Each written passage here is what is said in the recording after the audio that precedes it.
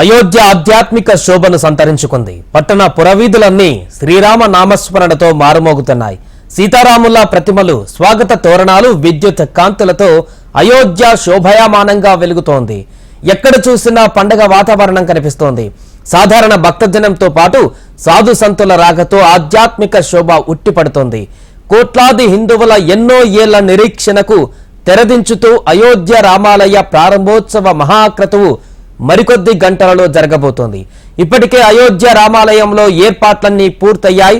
గర్భాలయంలో బాలరాముడి విగ్రహాన్ని ప్రతిష్ఠించారు. కృష్ణశిలతో తయారైన బాలరాముడి దివ్య రూపం అబ్బురపరుస్తోంది. జనవరి 16న ప్రారంభమైన ఈ కార్యక్రమం జనవరి 22న రామ్లల్లా ప్రాణ ప్రతిష్ఠతో ముగుస్తోంది. ప్రధాని మోడీ చేతుల మీదుగా ప్రాణ ప్రతిష్ఠ కార్యక్రమం జరగబోతుంది. ఆ అద్భుత దృశ్యాన్ని కనులారా వీక్షించి తరించాలని భక్తకోటి ఆతృతగా ఎదురు చూస్తోంది.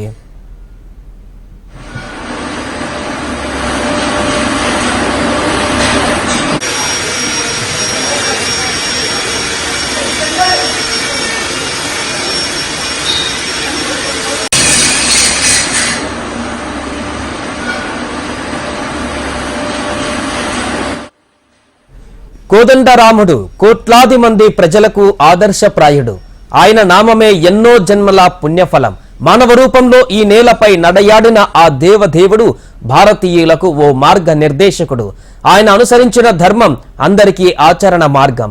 అలాంటి మర్యాద పురుషోత్తముడు తాను పుట్టిన నేలపై కొలువుదీరుతుండటంతో భరతభూమి పులకించిపోతోంది. శ్రీరాముడు కొలువుదీరే అద్భుత దృశ్యాన్ని కనులారా వీక్షించాలని తహతహలాడుతోంది. ఆ అద్భుత మహోత్సవం కోసం సామాన్యుల నుంచి సెలబ్రిటీస్, రాజకీయ ప్రముఖుల వరకు కళ్ళల్లో ఒత్తులు వేసుకుని ఎదురు చూస్తున్నారు. ఇప్పటికే అయోధ్యకు క్యూ కట్టే జనంతో బస్, రైల్వే స్టేషన్లు రద్దీగా మారాయి. దేశ నలుమూలల నుంచి ఇక్కడికి ప్రత్యేక రైళ్లు నడుపుతున్నారు. అలాగే దేశ విదేశాల నుంచి విమానాల రాకతో అయోధ్య ఎయిర్పోర్ట్ కూడా బిజీగా మారింది. అన్నదాన కార్యక్రమాలు, ప్రసాదాల వితరణతో అయోధ్య నగరం సందడిగా మారింది.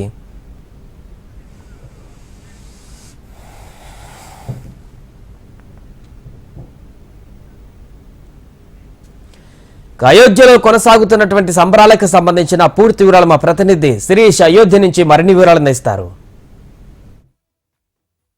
అయోధ్య ఆ పేరు వింటేనే ఒక ఆధ్యాత్మిక పరవశం కలుగుతుంది. ఇటువంటి అయోధ్య లాంటి పుణ్యభూమిలో రామ మందిర నిర్మాణం కోసం ఎన్నో ఆందోళనలు, మరెన్నో వివాదాలు ఇవన్నీ కూడా ప్రస్తుతం సమసిపోయాయి. కోట్లాది మంది భక్తుల హృదయాలు ఉప్పొంగేలాగా భవ్య దివ్యమైన రామ మందిరం రేపు ఉదయం ఆవిష్కృతం కాబోతోంది. ఈ కార్యక్రమంలో పాల్గొనడానికి శ్రీరాముడు పాత్రలో, అన్న వెంకటేశ్వర స్వామి పాత్రలో కోట్లాది మంది తెలుగు హృదయాలను మెప్పించిన నటుడు సుమన్ మనతో ఉన్నారు. ఆయన అడిగి మరిన్ని వివరాలు తెలుసుకుందాం.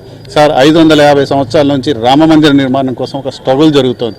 అది రేపు సాకారం కాబోతోంది. ఎలా ఫీల్ అవుతున్నారు ఒక రామభక్తుడిగా? చాలా సంతోషంగా ఉందండి.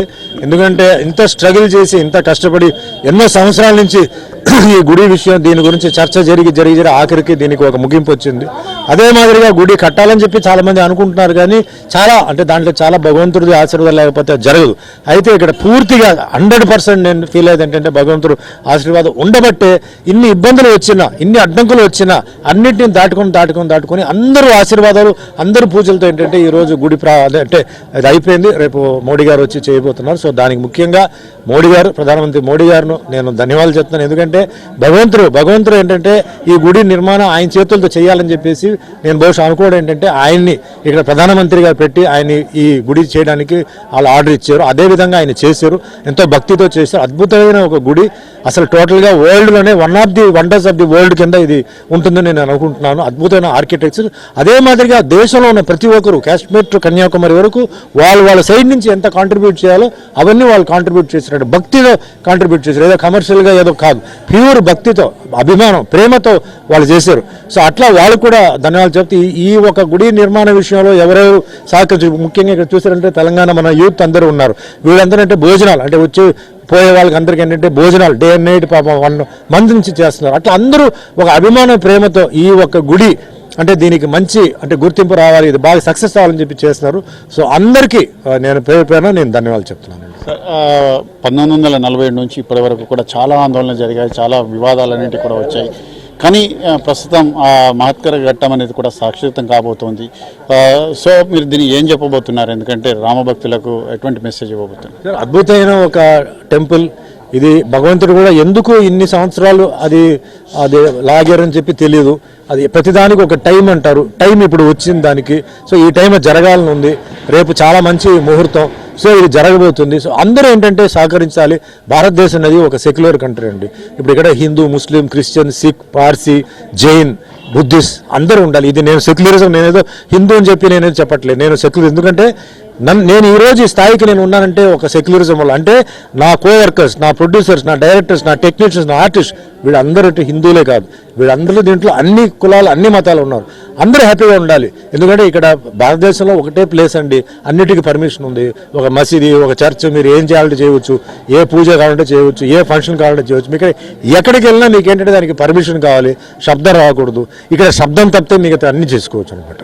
సో అట్లా ఏంటంటే ఈ ఒక మంచి ఊరు అంటే ఒక కంట్రీ, ఇండియా ఇంత అద్భుతమైన కంట్రీలో ఇది రావడం చాలా అన్ని రకంగా చాలా మంచిది. అందరూ సహకరించాలి. అందరూ ప్రేమ, అభిమానంతో వాళ్ళ కులం, మతం అన్నిటిని మనం గౌరవిస్తాం. అలాగే మీరు అందరూ కలిసి ఏంటంటే ఈ రామ మందిర విషయంలో మీరు అందరూ సహకరించాలి.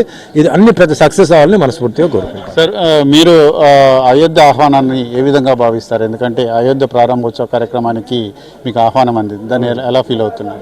నేను ముందు నా మిత్రుడు చంద్రశేఖర్, తిరుమల బ్యాంక్ చైర్మన్, ఇదిగో పక్కనే ఉన్నారు. ఈయనకే నేను ధన్యవాదాలు చెప్పాలి. ఈయన వల్లనే ఈరోజు నేను వచ్చాను. ఇప్పుడు రాములు గారు ఈయన ద్వారానే నాకు ఇన్విటేషన్ ఇచ్చారు. ఎందుకంటే నేను ఎవరిని అడగాలి, అది అడిగితే ఇస్తుందా లేదా, ఏంటి షూటింగ్ ఇవన్నీ ఉన్నాయి. కానీ అన్ని రోడ్ క్లియర్ అయిపోయి ఈయన ఏంటంటే నాకు డేట్ ఇచ్చి టికెట్లు ఇచ్చి మీరు రావాల్సింది చెప్పి అన్ని నాకు చేశారు. అలా పెద్దలందరూ శ్రీనివాస్ గారు ఉన్నారు, హరి గారు ఉన్నారు, అంటే అందరిని కలిశాను. సో ఈ వల్లనే ఈరోజు నేను వచ్చాను. నేను ఎప్పుడు ఆయనకి రుణపడి ఉంటాను. ఇంత అద్భుతమైన ప్లేస్కి నన్ను తీసుకొచ్చారు, అది ఆయన తీసుకురావాలని ఉంది, వచ్చాను. So I'm very very happy అండి. అయోధ్య రామ మందిర ప్రారంభోత్సవంపై కొన్ని వివాదాలు అంటే కూడా వస్తున్నాయి. రాజకీయపరమైన వివాదాలు కానీ లేకపోతే మతపరమైన ఆచారపరమైన వివాదాలు, వీటిని ఎలా చూస్తారు? మతపరంగా తర్వాత వేరే విషయాలు అది నాకు తెలియదండి. రాజకీయ విషయాలు వచ్చేటప్పటికి నేనేం చెప్తానంటే అండి, ఇప్పుడు ముఖ్యంగా హిందూ రాజకీయ నాయకుల గురించి నేను చెప్తానంటే, మనం అందరూ హిందువులు కాబట్టి పొలిటికల్గా మీ గొడవ ఏదైతే ఉందో మీరు మాట్లాడాలి. ప్రతి ఒక్కరికి హక్కు ఉంది. అపోజిషన్ వాళ్ళు మాట్లాడాలి. అది మీరు తనిగా పెట్టుకోండి. ఇది ఒక హిందూ సంబంధించిన ఒక గుడి, ఇన్ని సంవత్సరాల తర్వాత జరుగుతుంది కాబట్టి దయచేసి మీరు అందరూ వచ్చి సహకరించి దీన్ని మీరు సక్సెస్ చేయాలి. పొలిటికల్గా మీరు ఏం మాట్లాడతారో మాట్లాడండి, నేను వద్దని చెప్పట్లా.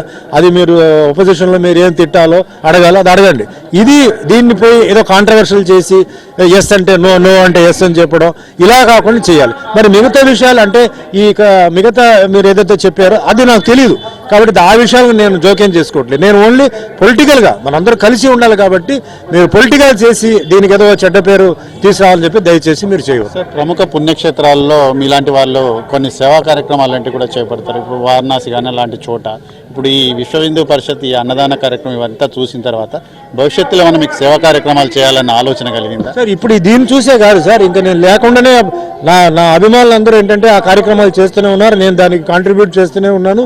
సో అన్ని జరుగుతూనే ఉన్నాయి. భవిష్యత్తులో ఆందోళన అయోధ్యలో ఏమండి, భవిష్యత్తులో అయోధ్యలో నాకు అవకాశం వస్తే, ఇప్పుడు నేను ఓపెన్గా ఏదో చెప్పట్లేదు కానీ అవకాశం వస్తే ఒక అన్నదాన కార్యక్రమే కాదు ఇంకా వేరే ఏమేమి కార్యక్రమాలు ఆ భగవంతుడు నన్ను చేయిస్తాడో తప్పకుండా నేను చేస్తాను. అంటే ఇక్కడ తెలుగు వాళ్ళ భక్తుల కోసం అన్నదానం కానీ సత్రం ఇలాంటి వసతి సౌకర్యాలంట రిక్వైర్మెంట్ ఉందని అనిపించింది. అలాంటి ఆలోచన ఏదైనా నేను మా మిత్రుడు చంద్రశేఖర్ గారితో మాట్లాడి, ఎందుకంటే ప్రారంభం చేసిన తర్వాత మళ్ళీ అది ఆగకూడదు కాబట్టి మాట్లాడుకుని డిస్కస్ చేసి ఏ విధంగా చేయాలని చెప్పి ఖచ్చితంగా మేము చేస్తాం. ఇప్పుడు కూడా దీంట్లో అందరూ కాంట్రిబ్యూషన్ ఉంది, వీళ్ళందరూ కాంట్రిబ్యూట్ చేశారు కాబట్టి ఒక కాంట్రిబ్యూటర్గా ఏం చేయాలి నా సైడ్ నుంచి తప్పకుండా నేను చేస్తాను. ముఖ్యంగా తెలుగు వాళ్ళే కాదండి, మన భారతీయులు ఎవరైనా సరే అందరికీ, అలాగే విదేశాల నుంచి వస్తే కూడా వాళ్ళు కూడా చేస్తాం. తప్పే ఉందని, దేవుడు ఏదో అవకాశం వచ్చినప్పుడు చేస్తాం. What is wrong? తప్పకుండా చేస్తాను. ఓకే.